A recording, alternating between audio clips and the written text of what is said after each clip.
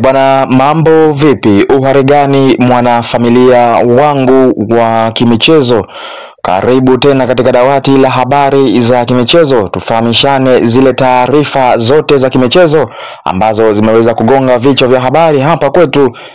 nchini Tanzania, lakini bila kusahau nje mipaka yetu ya Tanzania. Kubwa zaidi ni wewe ambayo unatembelea kwa mara yako ya kwanza, usisahau kusubscribe hapa katika maandishi ambayo yameandikwa subscribe, ili usiwe unapitwa na taarifa zote za kimichezo. Karibu bana. Taarifa kubwa ambazo na kusogezea hii leo ni taarifa tatu muhimu kutoka katika klabu ya Young Africans, na taarifa ya kwanza moja kwa moja tukaiangaze taarifa hiyo inayomhusu Stephen Aziz Ki, ambaye sasa mpaka hivi sasa Young Africans bado hajaweza kuthibitisha mauzo ya Stephen Aziz Ki, ambaye kwa taarifa rasmi mchezaji huyo tayari amekwisha waaga wachezaji wa Young Africans, lakini pia benchi la ufundi, huku mauzo yake yakikadiriwa kuwa ni takribani bilioni 2 fedha za Kitanzania, ambapo mchezaji huyo atajiunga na timu ya Wydad Casablanca ya pale nchini Morocco, ambapo hivi sasa tunaona mchezaji huyo hapo tarehe 21 aliweza kuondoka nchini Tanzania baada ya kufanikiwa dili hilo la kwenda kujiunga na Wydad Casablanca, na huku akipokea mshahara wa takribani milioni 50 kwa mwezi ndani ya klabu hiyo ya Wydad Casablanca. Kwa hiyo ni rasmi sasa mchezaji huyo Stephen Aziz Ki hatotumika kwa msimu unaofuata ndani ya Young Africans. Badala yake tutamwona katika uzi wa mweupe na mwekundu, nikimaanisha Wydad Casablanca ya pale nchini Morocco, ambapo Stephen Aziz Ki atakwenda kucheza michuano ya klabu bingwa, ambayo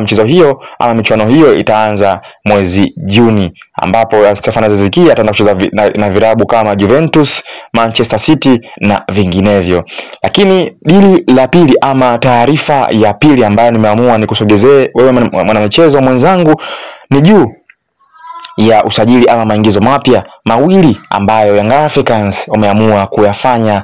kwa asilimia zote, ili kuhakikisha kikosi hicho hakipotezi quality ama ubora kwa msimu unaokuja. Kwani tukumbuke hivi sasa katika mbio za ubingwa hapa kwetu nchini Tanzania, Young Africans wao ndio vinara wakiwa na tofauti alama moja dhidi ya mpinzani wake ambaye ni Simba Sports Club, ambapo sasa Young Africans kuelekea msimu unaokuja wameamua kufanya umafia katika dirisha la usajili, huku usajili muhimu ambao mpaka hivi sasa wanatamani kufanya ama wapo karibu kufanya ni kuziba pengo la Stephen Aziz Ki, ambaye mchezaji wa kwanza ambaye wanamulika ama kumwangazia kuja kuziba pengo hilo ni Faisal Salum Feitoto, ambaye hivi sasa yupo katika klabu ya Wakamekate ya Azam FC, wakiwa ndio chaguo la kwanza la viongozi hawa Young Africans, lakini kukiwa na asilimia 95 ya Faisal Salum Feitoto kuja mitaa ya wananchi Young Africans, huku uongozi wa Young Africans ikiwa inafanya utaratibu ama ikiwasiliana na kambi ya Faisal Salum Feitoto ili kuona wanaboresha maslahi yake binafsi, lakini pia kuona anasaini mkataba ndani ya kikosi hicho cha wananchi Young Africans. Lakini pia tukumbuke Young Africans hivi sasa wanatafuta winga baada ya taarifa za chini kwa chini zinazomhusisha Ikanga Rombo kutokufanya vizuri ndani ya kikosi hicho licha ya kupata muda finyu ndani ya kikosi hicho. Lakini pia viongozi wa Young Africans wameona waongeze nguvu katika eneo